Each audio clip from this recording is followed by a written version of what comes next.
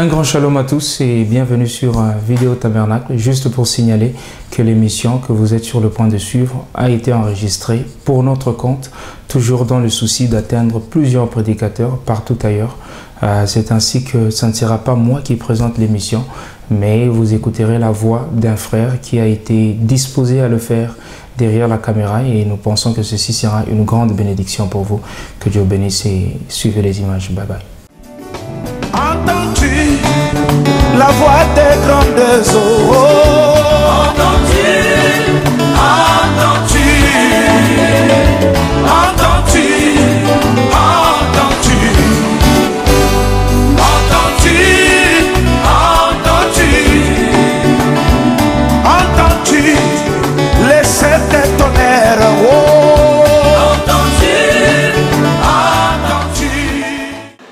Bienvenue à notre émission produite par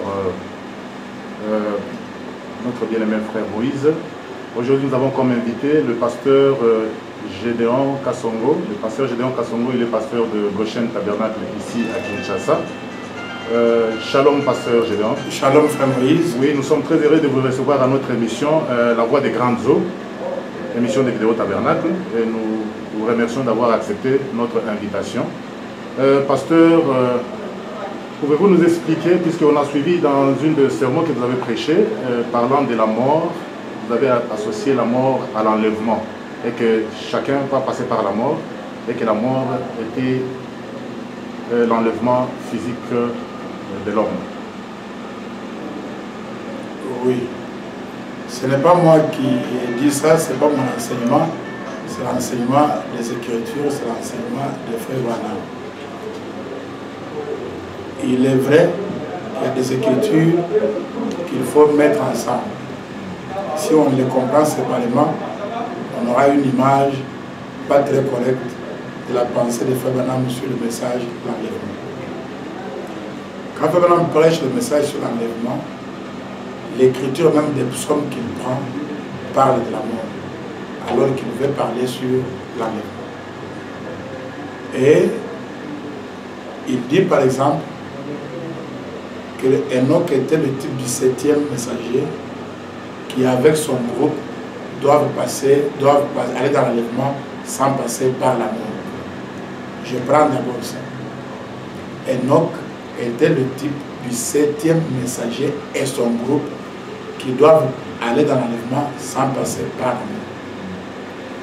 Quand les gens prennent ça d'une manière superficielle, ils pensent qu'eux vont aller dans l'enlèvement sans passer par la mort, alors que le 7e messager est passé par la mort. Or, le frère me dit, le 7e messager et son groupe, ils doivent aller dans l'enlèvement sans passer par la mort. C'est que l'enlèvement a pris, c'est que la mort a pris une autre signification. Parce que ce n'est pas seulement le groupe qui doit aller dans l'enlèvement sans passer par la mort, c'est le 7e messager et son groupe qui doivent aller dans l'enlèvement sans passer par la mort. Or, d'aucuns ne peut me contredire que ce qui est arrivé en décembre 1965, c'était la mort de Frère Branham. Moi, j'ai eu l'occasion de me faire prendre la photo sur sa tombe. Oui, pasteur Gédéon, vous dites que Branham attend que le 7e messager, qui est le type d'Enoch, avec son groupe iront en enlèvement sans passer par la mort. Ce n'est pas moi qui dis, c'est ce que dit Frère Branham. Oui, mais quelque part, le prophète nous dit qu'il y aura une disparition de corps, une disparition physique des corps. Et vous pouvez arriver à la maison, vous trouvez que le pasteur n'est pas là, il a disparu. Comment expliquez-vous cela, la disparition physique et la mort? On va y arriver. Je voulais d'abord qu'on parle sur les Écritures. Frère m'a dit que l'Enoch était le type du 7e messager et son groupe, et les deux doivent aller dans l'enlèvement sans passer par la mort. Maintenant, nous voyons que Frère Branham est mort en 65. Maintenant, son groupe, lui, attend d'aller dans l'enlèvement sans passer par la mort, alors que le messager qui était typifié par Enoch, lui, est passé par la mort. Ça, c'est un. Je place mon fondement comme ça. Un autre fait, Frère Branham parle de la voix de l'archange. Il dit qu'il y a le cri de commandement qui rassemble, il y a le cri de commandement et la voix de la trompette qui ressuscite, et plutôt la voix de l'archange qui ressuscite, et la voix et la trompette qui enlève. Et il dit que les deux, c'est le message ici. Et la voix, et le cri, et la trompette, c'est dans le message. Maintenant, la voix de l'archange qui ressuscite les morts, nous croyons que c'était la voix du 7e âge, nous croyons que c'est la voix qui est dans ce message. Si les morts ne sont pas ressuscités, alors que la voix du Fils de l'homme a déjà retenti, qu'est-ce qui va ressusciter les morts après Frère Branham? Vous comprenez ça? On ne peut pas dire que la voix de l'archange, la voix du Fils de l'homme, est continuer d'attendre la résurrection. Or, dans le message, Dieu se cache. Quand Branham parle de la résurrection, il appelle aussi cela l'enlèvement. Vous avez ça dans le message, Dieu se cache, et se révèle dans la simplicité, dans votre livre des Sceaux. Quand il dit qu'ils vont ressusciter, il dit qu'ils seront enlèvés, c'est leur enlèvement. Donc, maintenant, il y a ces deux points-là. Le troisième point, je passe d'abord la base. Le troisième point,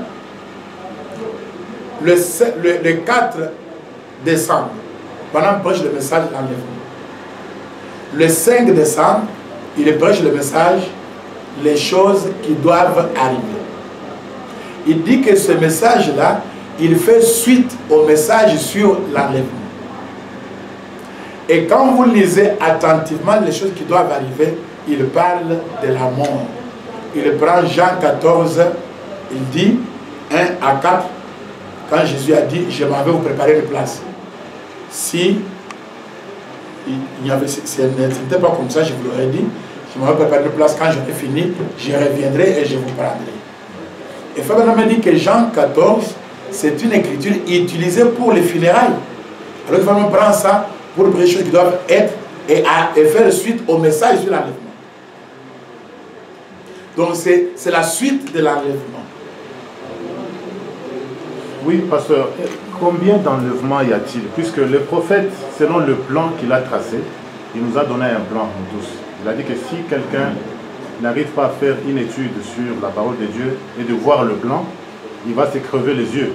Le prophète nous a donné un plan, il a dit que dans l'Apocalypse, il a réparti l'Apocalypse en 3, de l'Apocalypse 1 à l'Apocalypse 3, là ça parle uniquement de l'Église, et de l'Apocalypse 3 à l'Apocalypse 19, ça c'est l'épouse, et de 19 à 22, c'est les deux ensemble, Israël et la nation.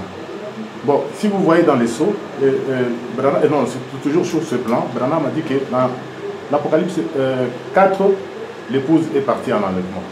Maintenant, je voulais savoir l'enlèvement de l'Apocalypse 4 et l'enlèvement que vous parlez là. Je ne sais pas si c'est identique ou il y a une divergence. Donc, comme vous m'avez amené à l'Apocalypse, je voulais vous dire ceci.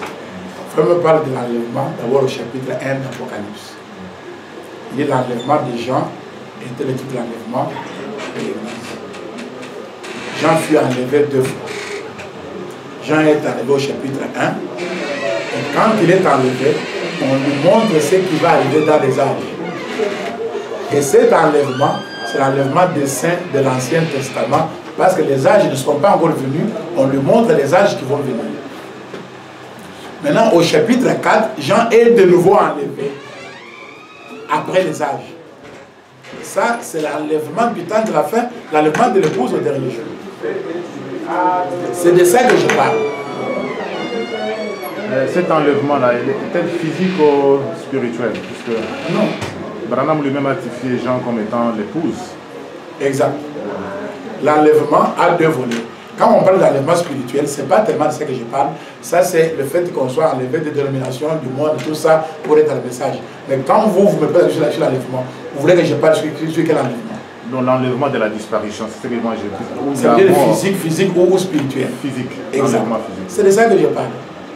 C'est de ça que je parle. Donc, l'enlèvement des gens au chapitre 4, même au chapitre 1er, l'enlèvement là, à sa base de l'épouse de l'Ancien Testament, l'essai de l'Ancien Testament. On a dit qu'ils étaient l'épouse parce qu'ils sont morts en croyant à l'agneau qui allait venir. Ils avaient foi dans l'agneau qui allait venir. On a les appelés, c'était les disciples de Jésus-Christ. Parce que l'agneau qu'ils immolaient était le type du vrai agneau qui allait venir. Voilà pourquoi ils étaient, si on peut le dire, l'épouse de l'Ancien Testament. C'est eux qui sont enlevés au chapitre 1er. Mais quand ils sont enlevés, Les âges n'ont pas encore commencé. C'est après l'enlèvement qu'on leur montre les âges qui viennent. Et quand les âges viennent,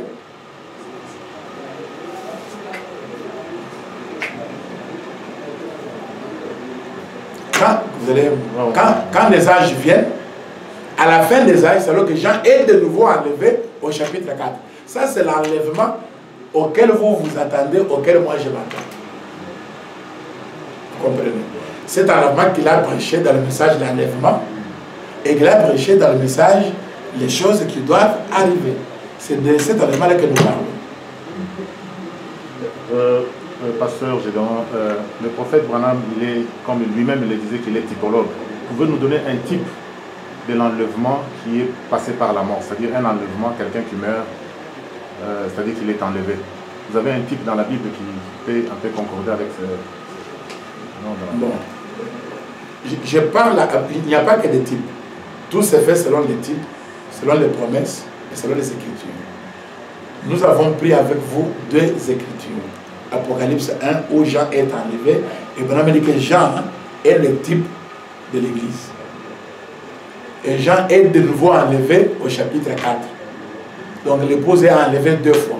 La première fois c'est l'épouse de l'Ancien Testament. Quand ils ont été enlevés, ils sont allés dans la 6e dimension. Le paradis a été supprimé. Maintenant les âges ont commencé. Et tout au long des âges, les saints qui mouraient, ils allaient dans la 6e dimension. Branham dit dans le message La Brèche, et dans le message Dieu se cache, il dit que la 6e dimension était comme une salle d'attente. Ils allaient là-bas pour attendre la venue du Seigneur, pour attendre la rédemption et pour attendre la résurrection des morts. Or, au 7e saut, quand Christ descend, Branham dit qu'il descend avec les corps. Vous comprenez, non? Il descend avec les corps.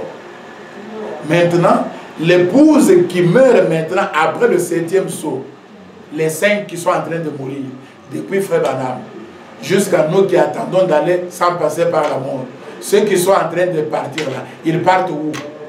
Je vous pose la question. Parce qu'ils partent dans la 6e dimension pour attendre la résurrection des morts. Ce qui est déjà accompli. Pour attendre la venue du Seigneur, c'est déjà accompli. Pour attendre la rédemption, c'est déjà accompli. Parce que le livre est déjà descendu sur la terre. Maintenant, la 6e dimension, Madame dit qu'elle est aussi supprimée. Maintenant, les saints qui sont en train de mourir, s'ils ne sont pas enlevés, où est-ce qu'ils vont? Je veux que vous compreniez, j'ai dit que la mort a pris une autre signification. Madame dit qu'il ne s'agit pas de la mort physique par laquelle nous devons tous passer. Il dit que la mort aujourd'hui, c'est un pas de plus vers, un pas plus près de Dieu. La mort, au fait, c'était quoi? Les saints qui mouraient au cours des âges, ils allaient dans la 6e dimension. Quand Frère est allé de son vent là-dedans, il a dit, je vais voir Jésus. Il ne l'a pas vu. On lui a dit qu'il est plus haut. Ils étaient séparés de Jésus. Bien qu'ils étaient sauvés, mais ils n'étaient pas dans la présence de Jésus-Christ. Or, la mort, ce n'est pas seulement mourir physiquement, c'est être séparé de Dieu. Ils n'étaient pas séparés de Dieu par le péché, mais ils étaient sauvés, mais ils n'étaient pas dans sa présence. Branham les a vus, mais il leur a demandé où est Jésus. On a dit Jésus est encore plus haut, il n'était pas là. Vous comprenez? C'est ça la mort. Maintenant, quand Christ vient avec le corps, que la rédemption est accomplie, que les morts sont ressuscités, que la venue du Seigneur est une promesse accomplie, il n'y a plus de 6e dimension. C'est ça la mort. Maintenant, les saints qui meurent maintenant, ils prennent directement un corps. Branham dit que ce corps-là pourrait être directement ici dans ce bâtiment. Vous savez qu'avant le saut, les saints mouraient et ils allaient dans la théophanie. Mais après le saut, Branham dit que la théophanie même se forme dans votre corps, dans votre cœur. Quand vous laissez de nouveau que vous avez la parole, la théophanie est en vous. Alors qu'eux, ils mouraient et ils allaient vers la théophanie. Mais maintenant, cette théophanie, depuis que les choses sont ouvertes, il dit ça dans les questions apôtres numéro 3, la théophanie se forme dans votre cœur, en vous-même. Donc vous avez là en vous-même votre théophanie. Donc vous n'allez plus encore vers la théophanie. Mais vous avez la théophanie en vous. Vous comprenez? Maintenant, quand quelqu'un meurt, maintenant, il va où? Parce qu'il ne va pas vers la théophanie pour attendre ce système dimanche. Donc, je veux que vous compreniez que la mort a changé de signification. Ce n'est plus la mort physique par laquelle nous devons tous mourir, tous passer. C'est comme ça qu'il dit dans le message, la résurrection de la fille de Jairus. Il dit que nous devons tous passer par la mort. Il le dit dans beaucoup d'endroits, dans Shalom, il y a beaucoup d'endroits. Il dit qu'il y a une seule porte qui est devant nous. Chacun d'entre nous va l'affronter. C'est lui qui dit ça, c'est pas moi qui dis ça. Il dit chacun d'entre nous va l'affronter. Il y a une porte noire. Mais pasteur Gédéon, que direz-vous de ce que la Bible dit qu'en un clin d'œil, nous serons changés, et être transformés et rejoindre Jésus-Christ dans les airs? Est-il contraire à l'enlèvement que vous parlez ou... Non, nous parlons de la même chose, mais avec plusieurs écritures. Je crois comme ceci, que d'abord l'enlèvement, c'est une période. Ce n'est pas un événement instantané, comme on le s'imagine. Universel ne signifie pas simultané. L'enlèvement est universel, je dis Amen. Mais cela ne signifie pas que c'est simultané.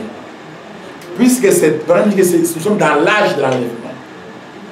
Et il y a beaucoup d'écritures où on montre, il dit par exemple que si on devait aller dans l'enlèvement, beaucoup ici iraient avant moi. Vous comprenez qu'on peut aller dans l'enlèvement les uns après les autres? Il y a beaucoup d'écritures dans le temps de la moisson, dans l'alliance d'Abraham confirmée, dans beaucoup d'écritures où il montre que l'enlèvement ne se fait pas simultanément, obligatoirement. Il y a des gens qui parlent de l'enlèvement, d'autres partent, d'autres partent, d'autres partent. Maintenant, quand le tout dernier élu, dont le nom avait été dans le livre de la rédemption, quand il est appelé, les élus qui sont sur la terre en ce moment-là, c'est alors que tu parles du changement comme tu parles. Mais même le changement, la poussière doit rester. Il faut me dire que même Enoch qui est monté, il dit qu'il a laissé tomber sa robe de chair. Ça, c'est Bam qui dit ça. Enoch est monté sans passer par la mort, comme on peut le penser de manière littérale. Mais Bam dit qu'il a laissé tomber sa robe de chair. Vous voyez ça. J'ai une autre question ici, pasteur. On nous dit que la venue du Seigneur, l'enlèvement s'est fait avant la venue du Seigneur, avant la venue des nuées. C'est-à-dire l'enlèvement, la nuée est venue après l'enlèvement. Qui dit ça? Moi, je ne dis pas comme ça. Non, mais si on prend le plan que nous venons d'énumérer ici, pour dire qu'à l'Apocalypse 4, l'Église est enlevée, et elle revient à l'Apocalypse 19, c'est ça des nuées. Donc l'enlèvement s'est fait avant les nuées. Comment se fait-il que... Non, vous ne comprenez, vous ne pensez pas bien les choses. Frère Branham dit, quand il dit que du chapitre 1er au chapitre 3, c'est l'Église, au chapitre 4, l'Église est enlevée et ne réapparaît qu'au chapitre 19, vous voyez, pour les 2000 ans, Frère Branham dit que cela ne s'accomplit pas verset par verset. Comme vous comprenez là, c'est pas comme ça. Ça ne s'accomplit pas, ce n'est pas que chapitre 4, l'épouse est enlevée. Si l'épouse est au chapitre 4, les sceaux ne sont pas encore révélés. Or, c'est les sceaux qui donnent la foi de l'enlèvement. Les sceaux sont révélés plus tard au chapitre 6. Et le 7e sceau au chapitre 8. Et Madame dit que le 7e sceau, quand il est révélé, il est dans le chapitre 10. Et c'est là que l'épouse reçoit la foi de l'enlèvement. Ne placez pas les choses à votre manière. Madame dit que ça ne s'accomplit pas verset par verset. C'est ça le plan de Dieu. Chapitre 1er, chapitre 3, l'Église, quand elle est enlevée, elle revient au chapitre 19. Mais elle est enlevée comment? Pour qu'elle soit enlevée, elle doit avoir la foi de l'enlèvement. Et la foi de l'enlèvement est dans les 7 tonnerres. Et les 7 tonnerres, c'est après le chapitre 10. Et les sceaux n'étaient pas encore révélés. Et la rédemption, c'est au chapitre 5. Donc l'épouse est dans l'enlèvement sans être rachetée. Vous ne comprenez pas bien les choses. Donc c'est au chapitre 5 que la rédemption commence. Si vous devez comprendre les choses littéralement. Donc chapitre 1, chapitre 3, l'Église. Chapitre 4, enlevé. Maintenant chapitre 5, la rédemption commence. Qui est racheté? Parce que l'épouse est déjà enlevée. Qui est racheté au chapitre 5? Quand on crie, qui est digne, c'est au chapitre 5. Mais pasteur, du chapitre 4, à partir du chapitre 4, maintenant, la Bible parle d'Israël. Ce n'est pas maintenant de l'épouse, c'est l'Israël. Non, écoute, je ne suis pas d'accord avec ça. Je vais vous corriger là-dessus. Écoutez, frère Branham dit, suivez d'abord la logique. Chapitre 4, l'épouse enlevée. Chapitre 5, qui est digne? Ce n'est pas pour Israël. C'est un rédempteur pour l'épouse. Lisez la brèche. Lisez le chapitre 5. Lisez le chapitre première partie, deuxième partie. Le rédempteur, c'est pour acheter qui? Ce n'est pas Israël qui l'avait rejeté. Mais le prophète lui-même l'a dit que du chapitre 4 au chapitre 19, ça parle uniquement d'Israël. Il dit que ça ne s'accomplit pas verset par verset. Je n'ai pas la suite de mémoire. Si j'étais averti, je vous aurais lu ça. J'ai ça. Branham me dit que ça ne s'accomplit pas chapitre par chapitre, verset par verset. C'est-à-dire C'est-à-dire que les choses qui sont au chapitre 10 se sont accomplies au chapitre 4. Pour que l'épouse soit enlevée, on doit intercéder pour elle. L'intercession là, c'est pour l'épouse, ce n'est pas pour Israël. Israël est venu, il l'a rejeté. Au chapitre 5, quand on demande qui est digne de prendre le livre, quand l'agneau se lève et prend le livre, et qu'il descend sur la terre, il trouve le 7e ange sur la terre. C'est ce que dit frère Branham. Quand il descend avec le livre, il doit trouver le 7e ange sur la terre. Et le 7e ange est sur la terre au moment de cette venue. Or, le 7e ange, c'est l'épouse. Mais comment on doit trouver sur la terre alors qu'il est déjà arrivé au chapitre 4? Branham dit que ça ne s'accomplit pas chapitre par chapitre et verset par verset. Ça veut dire les choses qui sont au chapitre 10 se sont accomplies au chapitre 4 pour que l'épouse soit enlevée. L'intercession est terminée, la rédemption est accomplie. Le Seigneur vient au chapitre 10. C'est alors qu'il descend avec le livre ouvert et il trouve le 7e ange sur la terre. Et quand le 7e ange prend sur le livre, l'ange lui dit à Jean, va vers l'ange, je prends le livre. Et Branham dit que l'ange te représente, Jean te représente et me représente. C'est que Jean est encore sur la terre pour prendre le livre, alors qu'au chapitre 4, l'épouse est déjà enlevée. Et Jean est l'épouse. Oui, si je bien compris ce que vous dites là, en suivant seulement le plan que le prophète a donné. Tout d'abord, le prophète a défini la révélation comme étant, il a donné l'exemple d'un architecte qui fait son œuvre, et quand il finit l'œuvre, il les cache, et les jours de l'exposition, l'œuvre est déjà terminée. Je ne sais pas si vous connaissez quelque part, le prophète a parlé de l'esprit. C'est-à-dire une révélation, c'est déjà une œuvre déjà achevée. C'est-à-dire l'épouse est enlevée au chapitre 4 et on lui donne ce qui s'est déjà arrivé, ce qui est arrivé déjà à l'épouse avant. On est en train de lui révéler quelque chose déjà achevé selon le prophète. Si vous comprenez comme ça, ça veut dire que depuis Jean, l'épouse est déjà enlevée depuis ce temps-là, nous sommes aventuriers. Parce que c'est Jean avec l'Apocalypse quand? L'Apocalypse est écrite quand? L'Apocalypse est écrit quand Jean a été ravi, c'est sur le livre de Patmos. C'était en quelle année? Vous pouvez m'aider si c'est que vous voyez, c'était seulement quelques 40 ou 50 ans après que Jésus soit parti. Donc c'est que c'est depuis que, quand il a écrit l'Apocalypse, quand il était l'Apocalypse, l'Apocalypse aussi était terminée depuis ce temps-là. Non. Je vous dis que frère Branham dit que ça ne s'accomplit pas chapitre après chapitre, verset par verset. Si j'avais été prévenu, je vous aurais donné les écrits là-dessus. C'est là que beaucoup de mes amis dans le ministère sont dans une grande confusion. Ils veulent accomplir choses lettre par lettre. Ça ne s'accomplit pas comme ça. Donc, au chapitre 4, l'épouse, pour être enlevée, elle a reçu la foi de l'enlèvement qui est dans après chapitre 10.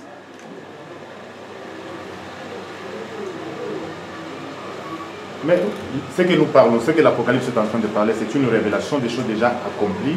Maintenant, on les révèle. Non, mon frère Branham me dit que l'Apocalypse, écoutez encore, je vais aider encore mes amis ministres surtout. Frère Branham me dit que l'Apocalypse révèle les choses passées, les choses présentes et les choses à venir. Trois choses. Dans l'Apocalypse, il y a des choses qui sont passées. Il y a des choses qui doivent venir. Il y a des événements qui sont en cours. Mais si vous mettez tout dans le passé, vous avez une fausse apocalypse. Vous devez comprendre par la parole qu'est-ce qui est déjà arrivé, qu'est-ce qui est en cours et qu'est-ce qui doit venir, parce que c'est ça qui révèle l'Apocalypse. C'est ce que dit frère Branham. que ça révèle les choses passées, ça révèle les choses présentes et ça révèle les choses à venir. Puisqu'il y a quelque part aussi, il a donné la définition de l'Apocalypse, la révélation, c'est-à-dire, il a expliqué un architecte qui a fini son œuvre et il le présente. C'est déjà une œuvre déjà achevée. C'est fini dans la pensée de Dieu. Ce n'est pas fini dans vos yeux. Pour Dieu, même notre entretien ici, est-ce que Dieu est surpris? Avant que tu viennes ici, Dieu nous avait déjà vu. Mais est-ce que toi tu m'avais vu? Alors, c'est ça. Pour Dieu, nous avions déjà fait cet entretien depuis longtemps. Il nous avait déjà vu ça. Mais toi et moi, on ne s'était encore pas encore vu. Ça vient de s'accomplir maintenant. Mais Dieu a vu ça il y a longtemps. C'est ça l'Apocalypse. Il y a des événements passés, des événements en cours et des événements futurs. Toute l'Apocalypse n'est pas encore accomplie. Non. Non. Et Branham dit que ça ne s'accomplit pas. Je répète, ce n'est pas chapitre par chapitre, ni verset par verset. Le verset 8 peut s'accomplir avant le verset 2. C'est comme ça que Dieu fait les choses. Si vous comprenez que ça suit comme ça, là vous êtes un bon théologien. Et vous n'avez pas de dans la révélation. Le verset 8 peut s'accomplir avant le verset 2. C'est comme ça que Dieu fait les choses. Oui, mais quelque part le prophète nous dit que nous sommes dans l'Apocalypse 22. Et il a parlé aussi du septième sceau, qui est l'accomplissement de toutes choses. Le septième sceau, l'accomplissement de toutes les Écritures. C'est-à-dire l'avenir du Seigneur, l'accomplissement des Écritures, la fin de toutes choses. Le septième sceau est déjà révélé. Je ne sais pas s'il y a encore... Non, quand il a dit ça, vous n'avez pas répété ça correctement. Il dit que le septième sceau est comme une fusée. Il dit quand la fusée part, elle fait comment? Une partie se détache. Ça propulse. Encore. Et encore. Ça continue. Mais pour vous, c'est déjà arrivé. Non. Quand la fusée est partie, ce n'est pas tout. Il dit une partie se détache, s'accomplit, comme une étoile. Puis ça se détache encore comme le sable, puis ça descend encore. Donc il y a un processus. Mais si vous comprenez que cette émotion de toute chose, c'est que tout est déjà accompli, mais pourquoi tu es ici alors que notre entier ici est déjà accompli dans la pensée de Dieu? Pourquoi tu es ici? Alors que notre pensée ici, notre entretien ici, était déjà accompli dans la pensée de Dieu. Mais pasteur, que direz-vous de ce que le prophète a dit, que toutes les paraboles de la Bible, tous les types de la Bible sont manifestés devant vous? Il parle des paraboles, oui, et des types et des écritures en rapport avec son message, en rapport avec son ministère. C'est de ça qu'il parle. Il ne parle pas de tout, non. Mais en général, non. Parce qu'il a déjà parlé que dans chaque âge, Dieu a loti la parole. Il y a un lotissement de la parole. Et toutes les promesses pour cette heure, toutes les paraboles pour cette heure, tout qui devait s'accomplir aujourd'hui est accompli et manifesté devant nous. Ça, c'est la vérité. Mais vous n'allez pas faire accomplir vous-même toutes les paraboles, même celles qui ne sont pas encore accomplies. Non, mais ça, c'est ce que le prophète a dit. Non, vous l'avez mal compris. Je vous dis que toutes les paraboles, toutes les promesses, tous les types et tout, en rapport avec le lotissement. Ça veut dire quoi? À la parole, il faut ajouter la parole. Ne comprenez pas une parole de manière isolée. Comprenez la parole dans son contexte, dans le contexte général du message. Le message, c'est tout un esprit, tout un langage. Si vous prenez, c'est comme ça que me dit, quelqu'un va prendre une écriture, Jésus alla se pendre, et Judas alla se pendre. Là où il est parlé de Judas. Maintenant, il va là où Jésus parlait à ses disciples pour le lavage des pieds. Il leur a dit, je vous ai lavé les pieds, vous faites de même. Maintenant, quelqu'un va prendre Judas alla se pendre. Puis il vient prendre, dans un autre contexte, il vient prendre et vous faites de même. Vous voyez ce que ça va donner? Mais ce n'était pas ça que j'avais dit. Il n'avait dit pas que vous allez vous pendre. Il avait dit ici, allez vous laver les pieds. Mais vous allez prendre tout et mettre ensemble. Non, ce n'est pas comme ça. Non, puisque vous avez le prophète, il y a une citation là où il dit que si vous n'arrivez pas à comprendre notre Bible écrite ici, allez dans les zodiaques. Si Branham nous amène dans les zodiaques commencent par la Vierge et ça se termine par les lions, les léos. Mais il nous dit que nous sommes maintenant dans l'âge des lions, donc c'est la fin. La fin de quoi? C'est la fin de toutes choses. Il a dit que le 7e sceau... Il parle du plan de la rédemption. Par la Vierge, Jésus est venu pour l'acheter. Et le lion de la rédemption vient avec le livre de la rédemption. C'est comme ça qu'il faut comprendre. Il vient avec le livre de la rédemption. Il parle d'une chose par rapport à la rédemption Premièrement, il est venu par la Vierge pour l'acheter. Et il a payé le prix. Mais pendant me dit qu'il ne peut pas nous racheter en ce temps-là parce qu'il devait intercéder. Vous comprenez, non? Bien que Jésus est venu pour nous racheter, on ne peut pas dire que quand il est venu là, il nous avait racheté à sa naissance. Non. Parce que vraiment, on va encore dire qu'il ne veut même pas nous racheter au calvaire. Là, il n'a fait que payer le prix. Il devait encore aller faire l'intercession. Et pourtant, il était venu pour nous racheter. Donc, quelqu'un peut se dire qu'il était venu pour nous racheter. Il nous avait racheté depuis sa naissance, c'était fini. Parce que quand on l'a amené à Simon, Simon a dit, j'ai vu le salut d'Israël. Mais il avait sauvé qui en ce temps-là? Vous comprenez? Donc, il y a un processus. C'est comme ça qu'il faut comprendre la parole. Jésus est venu pour racheter, mais il n'a pas racheté. Pasteur, parlons un peu du processus. Vous venez d'énumérer les processus comme le fusée, le 7e sont comme un fusée. Je répète, frère Banam. Oui, oui. Que diriez-vous de l'Apocalypse chapitre 10? Puisqu'on a dit que quand l'ange là va descendre, il n'y aura plus de temps. C'est-à-dire le temps est terminé. Maintenant, allez-vous associer cela à un processus On a demandé à frère Banam. Parce que le 7e saut est accompli. Parce qu'il n'y a plus de temps. Et vous arrêtez toutes choses en 64 réponse. La réponse comment? Il a dit on peut continuer à faire tout ce qu'on veut faire. Il a dit non, non, non, n'arrêtez rien. Vous avez mal compris les choses. Je vous ai dit dès le commencement que pour Dieu, tout est déjà terminé dans sa pensée. Parce que Dieu connaît la fin avant le commencement. Vous-même, vous me savez que nous sommes aujourd'hui le 3, c'est le temps. Pourtant, le temps est déjà, il n'y a plus de temps. Vous êtes ici dans le temps pour moi. Vous allez me dire que nous sommes le 3 avril. Vous m'avez dit que vous prenez votre avion à 22 h. C'est le temps où c'est quoi alors que le temps est terminé. Non, pour ce qui est de promesses, c'est l'accomplissement, tout est fini. Vous comprenez? Lesquelles promesses? En rapport avec moi, en rapport avec le plan de Dieu pour toi, en rapport avec mon âge. Ça, c'est bon.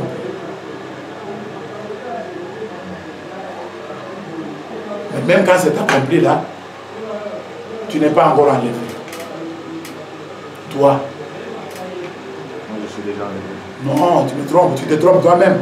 Tu ne vas pas te tromper toi-même. C'est question de sincérité. Tu n'es pas enlevé. Non, le prophète nous a dit que l'enlèvement est une révélation pour les. C'est ce que j'ai dit, que prenez chaque chose dans son contexte. Tu comprends, non? Prenez chaque chose dans son contexte. L'enlèvement, c'est une révélation. Qu'est-ce que ça veut dire? Qu'est-ce qu'il veut dire? L'enlèvement, c'est la disparition. L'enlèvement, c'est la mort. Tout ça, c'est l'enlèvement. La révélation que vous enlevez, vous avez les païens qui ne sont pas enlevés, ils vivent avec vous dans l'avion, là, vous serez avec les saints. C'est à 22 h. Toi, tu es enlevé et tu viens avec les païens. C'est l'enlèvement. Vous devez comprendre. L'enlèvement d'une révélation, ça veut dire quoi? Nous étions nombreux dans les dénominations. J'ai eu la révélation du Fils de l'homme, de la volonté de Dieu pour mon âge. Je suis enlevé du milieu d'eux, juste dans le message. C'est un enlèvement. Mais ce n'est pas là que moi et toi nous parlons maintenant. Si vous comprenez seulement les choses de cette manière-là, vous allez avoir beaucoup de difficultés dans la parole. Frère Banam, il faut placer les Écritures dans le temps et dans l'espace pour comprendre bien les choses. Si vous dites seulement, l'enlèvement d'une révélation, c'est fini, j'ai déjà enlevé tout ça. La révélation, est-ce que tu verras combien de révélations? Il y a combien de révélations? Celui qui adore Banam dit qu'il a la révélation. Celui qui n'adore pas dit qu'il a la révélation. Celui qui croit qu'il a la révélation, c'est quelle révélation qu'il a l'enlèvement? Qui est enlevé et qui n'est pas enlevé? Oui, pasteur, parlons toujours de l'enlèvement, que tout le monde doit mourir. Bon, que direz-vous de ces enfants qui naissent? Où sera la vie? Puisque les gens ne font que naître et le monde ne fait qu'évoluer. C'est-à-dire si quelqu'un meurt, il est enlevé, il est enlevé. Mais où sera la fin de la vie? Non. Nous parlons de l'enlèvement de l'épouse, nous ne parlons pas de l'enlèvement de tout le monde. L'épouse a le nom dans le livre de la rédemption. Dans le Monsieur Frère Branham dit que Christ a déjà intercédé pour chaque âme qui viendrait, dont le nom était dans le livre. La loi de le problème, c'est par rapport aux gens dont les noms sont dans le livre. Et Dieu connaît qui est le dernier. Quand le dernier est enlevé, il va être terminé. Donc ça, ce n'est pas que tout le monde qui naît, tout le monde qui meurt, c'est pas ça. Tout le monde qui meurt n'est pas enlevé. Si quelqu'un meurt sans Christ, il part dans l'affaire, il part dans son endroit, il n'est pas enlevé. Nous parlons de l'enlèvement de l'épouse. Si vous allez relire votre message, la puissance de transmission du 31 octobre, qu'il a prêché à Prescott, vraiment dit que quand vous êtes dans le cercueil, étalé dans le cercueil, il appelle ça l'enlèvement, vous allez dire comment? Oui, pasteur Gédéon, William Branham nous dit que lui, en tant que messager, il est typologue, il a parlé des types, il a parlé du type d'Enoch. Il a dit que le 7e messager ira à l'enlèvement vivant avec son groupe, alors que Branham est déjà mort. Quand est-ce qu'il a été enlevé? C'est pour ça que je vous ai dit ici que la mort a pris une autre signification depuis que les sceaux ont été ouverts. Nous ne parlons pas de la mort dont même les chiens meurent, les païens meurent, les prostituées meurent, tout le monde meurt. La mort physique, par exemple, devant tout se passer.